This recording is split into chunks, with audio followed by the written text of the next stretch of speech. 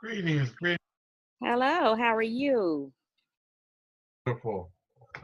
I Good. greatly appreciate you taking your time out to share your insight and your inspiration with me. You're And more than you're more than welcome. so basically what I do is I go ahead and I let it be organic. I just kind of started off asking a little about who you serve and why you serve them. Then I just go organically from there, and then we just let it flow. So it ain't like all rigid and all that stuff. I got you. I got you. Well, I have to say that when I started my coaching business, um, I didn't start with a focus of serving women or men, but just kind of whoever needed my services. And um, particularly, what I look for in a client is someone who feels like if I don't grow, if I don't move from where I am, I just feel like I'm gonna bust. I feel like I'm gonna die. So I really like a high level of intent and people who really just kind of on the verge of being desperate. Now, I will say this, that most of my clients are women, but that wasn't by design. That is just I think the group of people who typically seek out coaches and seek out help. So that kind of just, developed that way. They just kind of gravitated to you. Yes, yes. And I am a girl power kind of person, but it's not at the expense of excluding men. Um, I feel like, you know, men are often more motivated and empowered than we are, especially for success in business. And so, I'm sorry, this my phone is hooked to my computer, and I didn't think That's all to right. do it. And I'm probably gonna have to stop it a couple of times, but yeah. So I am I do focus on women's empowerment, but my coaching services is for everybody. Yeah. Okay. Now, do you find that maybe or do men seem to be reluctant to seek, a woman a female mentor? Do you think that's part of it, or not necessarily? So it just kind of happens that way. I think in generally men may be kind of reluctant, but um I have had men to come to me, and I think it may be because my personality is kind of strong, and I have been in some of the groups where I'm kind of like one of the boys. Gotcha. Okay. Okay. So I don't shock easily, and especially when I'm coaching, I'm very non-judgmental and objective and open, and so I think that the guys who have come to me is because of that. They like that iron, that steel spirit that you have. Yeah, along with the nurturing. So I've been told that I throw a hard punch with a velvet glove on. Okay, I like that one. I like Mm-hmm. that one. I was looking at your website and I seen something that you say a lot of things that really resonate, but you were saying like there's no universal manual for life. And I just thought that was so fitting because so many times people we are trying to get like this almost like like they say the term business in a box. Well, we want life in a box. We just want this instruction manual. Oh, you do ABC and 1, 2, 3 and everything gonna be perfect. But from some of your different things that you've overcome and stuff like that, some of your Mm-hmm. challenges, I would like for you to kind of discuss, like, because I've seen, like, you had a successful career as a educator, a principal, Mm-hmm. and then, Mm-hmm. like you said, kind of just like you said, you had this something like I got a call of significance, and a lot of times people feel like, well, that's crazy. You got this so-called successful. Why you don't Yes, believe it? yes, you're making this money, honey. What's wrong with you? Why would you walk away from that? I was on track. Like I had been to a superintendent's academy. I could have been a superintendent over a school district by now and all of that. But part of leaving that was breaking free from systems, from institutions. Some institutions you may as well be in prison, which is an institution. And so people are so afraid of the word freedom because they think that you when you talk about it, it's because you want to be absent of responsibility. And it's not just that, it's just that you don't want to be put in somebody's box, and you want the freedom to be creative. For me, the freedom to create, the freedom to be all that God has created me to be. And a lot of times people try to define what that is for you. And when they can't predict the outcome of your life, and they can't predict what you're going to do, then it makes them very fearful. And so that's why sometimes you'll see me call myself a freedom coach, I'm an empowerment coach or empowering freedom. And it's because it's so many people, this little waltz is a nuisance right now. There are so many people that want that, but they don't possess the courage. And so walking away from that position was all about freedom. Wow. And there are many things that I do that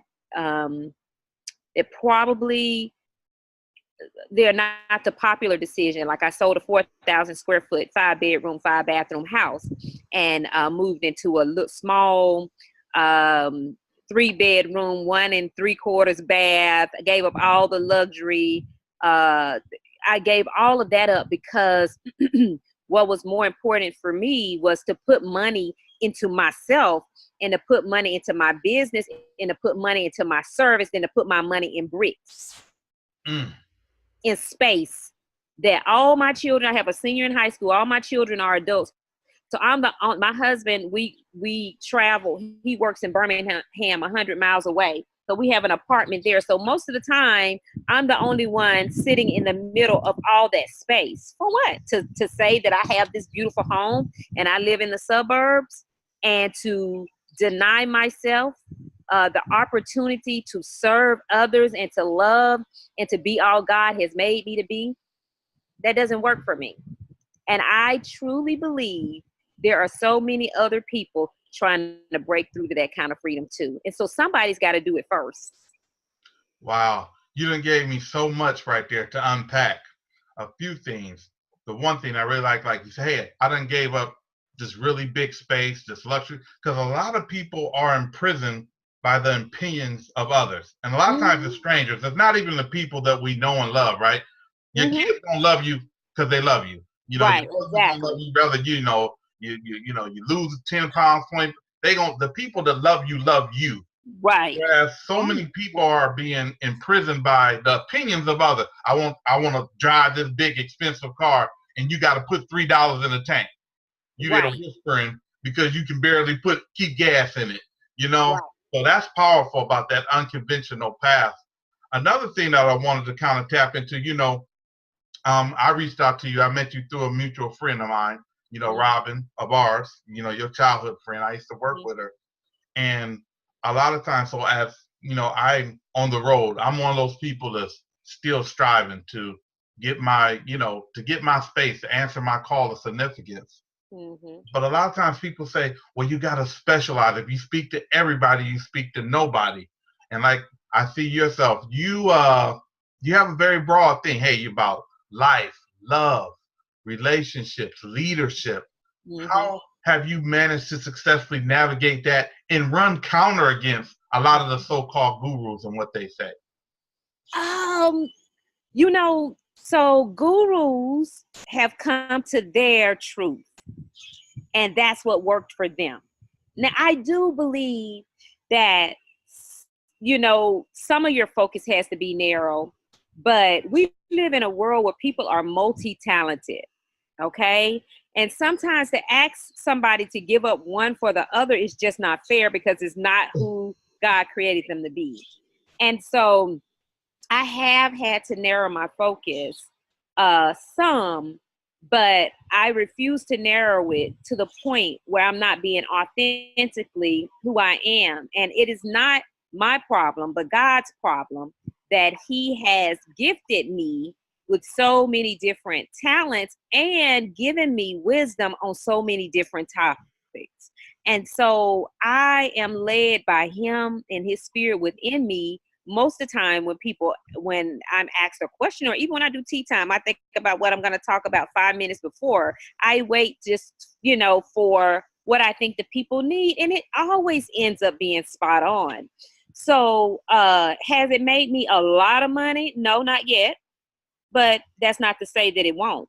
Right. And the level of fulfillment that I feel when I know I'm meeting a need with people is far more valuable to me than getting rich. I'm provided for. I live a very comfortable life, and I do want my just reward. I would like to see the millions roll in, but if they don't, I'm satisfied because I'm living the life that I chose to live. I'm living in freedom.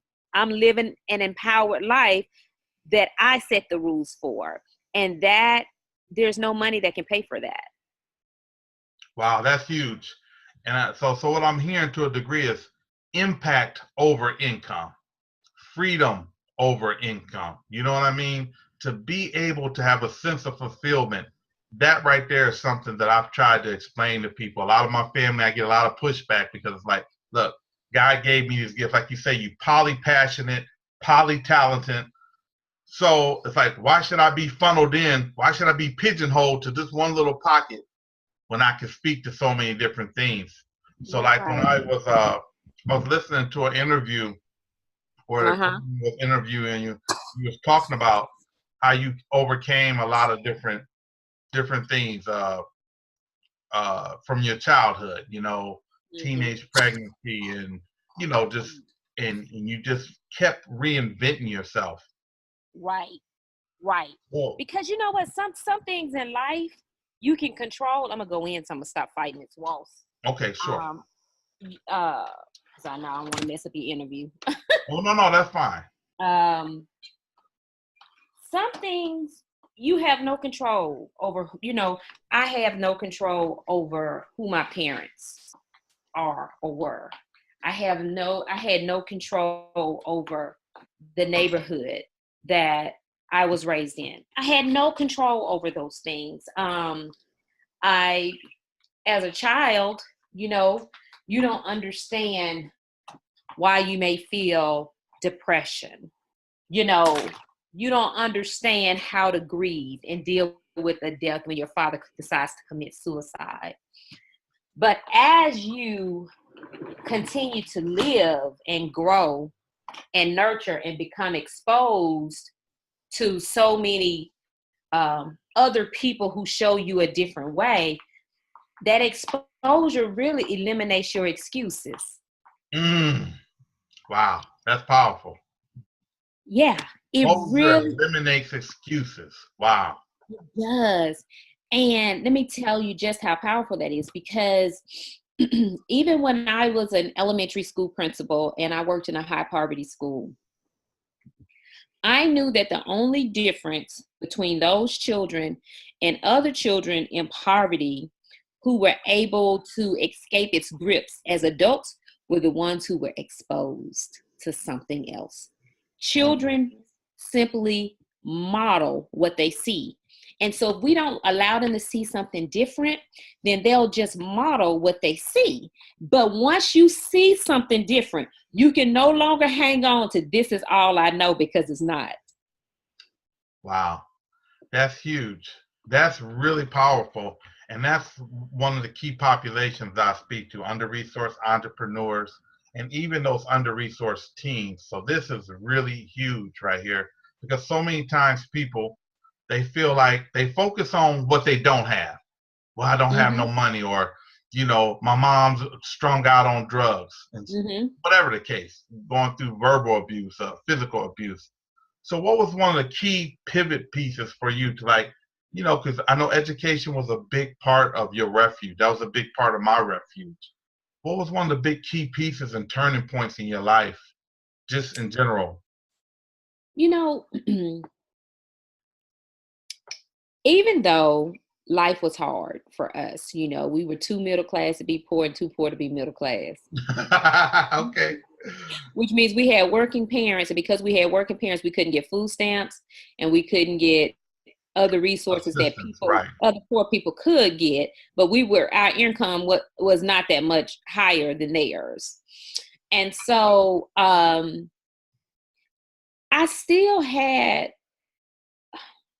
it still wasn't the pits. It was okay. My mother took us to church. My grandmother was esteemed in the community.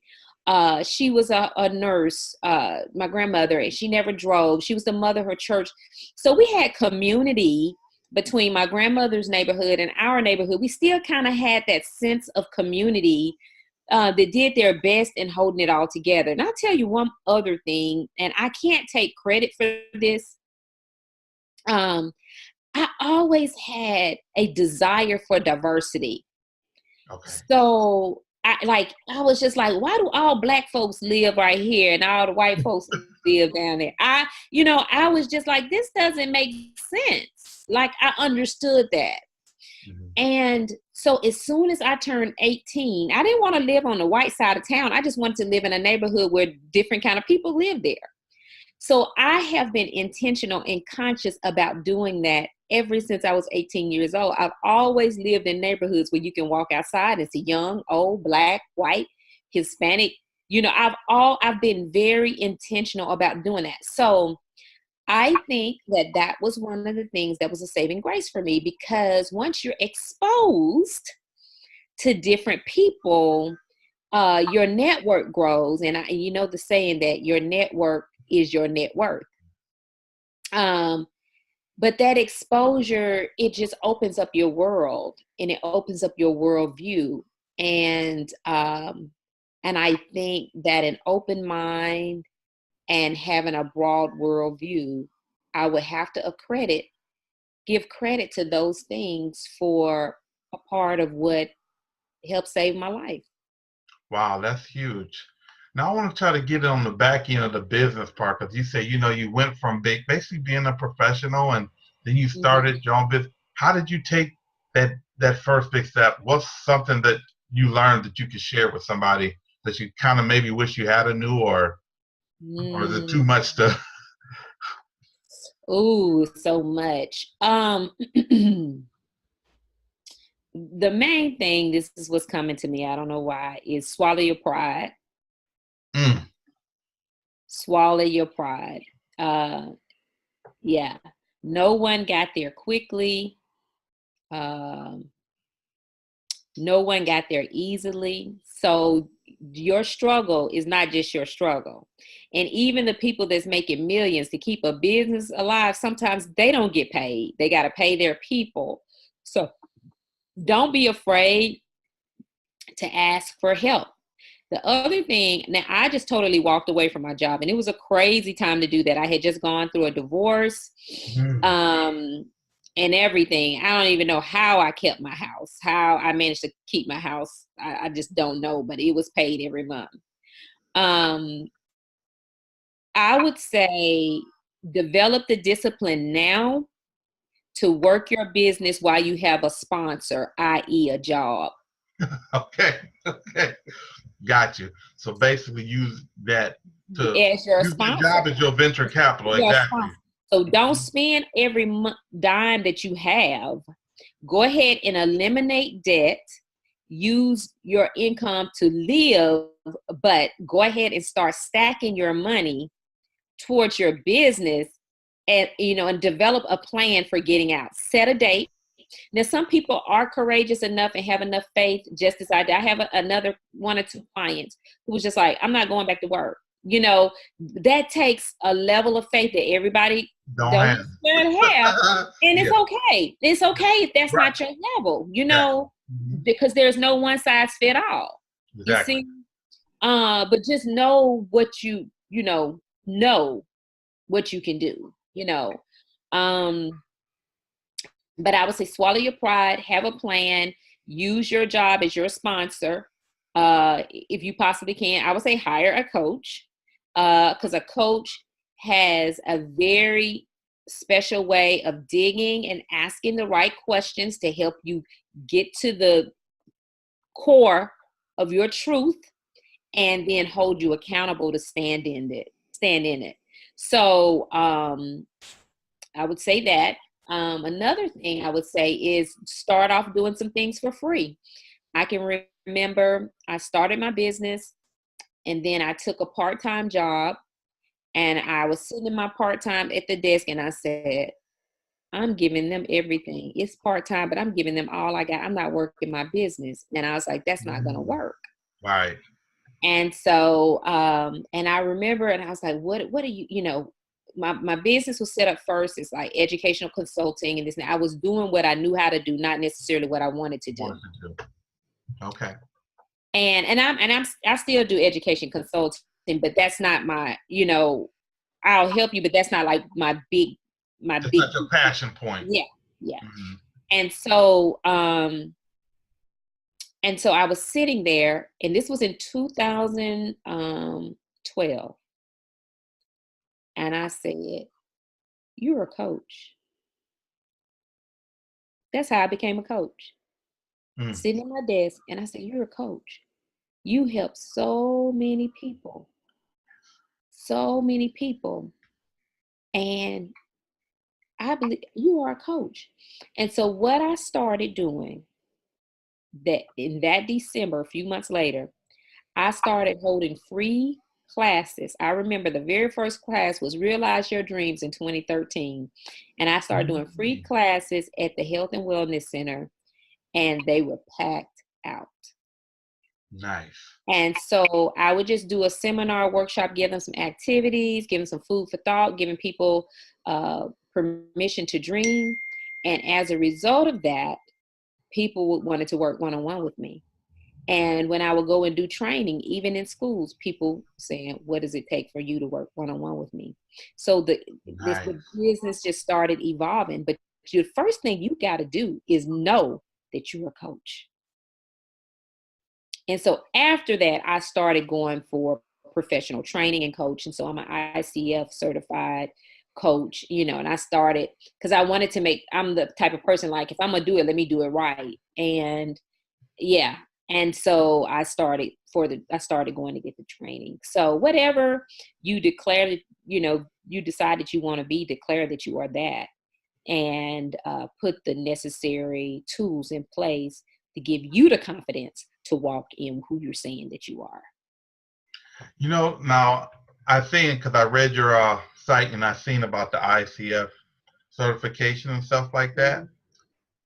Can you kind of unpack that for the people who's not familiar with that? Because I see you got like a lot of different assessments, scope skill assessments, 360s. Did that come with that training, or just some of your own development from stuff that you've kind of extrapolated through your experiences? So ICF is the International Coaching Federation. And so there's no governing body for coaches. So basically, if you decide tomorrow you're going to be a coach, you can be a coach. However, if you want to be a professional coach and maybe do some executive coaching and start working with some organizations and companies, a lot of them want coaches who have been through ICF training, which is based on their 11 competencies of what a coach should know. And so you have to get X amount of hours and some training that they approved of. They have their website is full of different companies and programs that you can go through, to get it. But you have to really read the details, because, it's just a lot. And so once you've had that,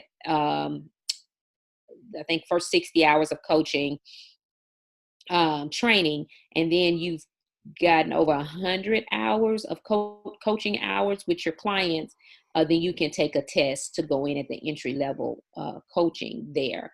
And then then you go to the next level. So it's the ACC level, the PCC level, and the MCC level. And my heart's goal is to be a master coach, the MCC. But it's gonna take a while. It takes time, right? Yeah. So, but I don't need to be an MCC to now do some of the things that I want to do. So, but the assessment, I went through training with through another coaching company and got certified in got certified in giving like the DISC assessments and all that. Skill scope, that was through creative leadership, and I just had to basically send an explanation of why I should be able to administer, and they looked at my credentials and education and all that, and then gave me approval to administer that particular assessment. Wow. Wow. Well, I just want to take this time once again. You had such a world of wisdom. So how can people, get in touch with you if they want to, follow you for your coaching and your leadership and consultation, or if they want to book you for speaking, how can they find you? Absolutely. So they can go to drkreslyn.com, www.drkr, no period in between it, drkreslyn.com. They can call Regina, my assistant, at 256-907-0744, 256-907-0744.